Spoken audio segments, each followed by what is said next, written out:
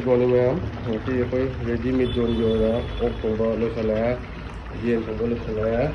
no sila gen shape ni lo sala dum ok se sebelum apa dah wali sebelum apa lah sih ma'am ke ipa ni sebelum ni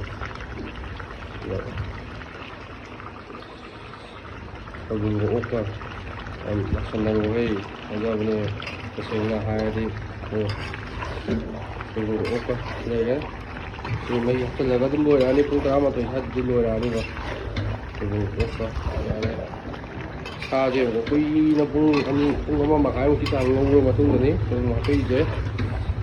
cũng này á tôi dám này á xin nói gì ní gì ăn ngon bôi thì này xíu đó nhiều cái phần rồi á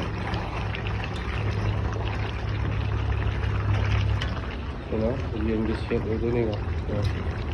nhìn xếp xuống đây á để sau đấy không ai kiếm nó mấy người ta nào một này đấy tàu nó có chỉ là steam tàu và một tàu nó và nhìn mặt thì tàu nó có con nó vào đây này đấy chỉ đó cái tàu nó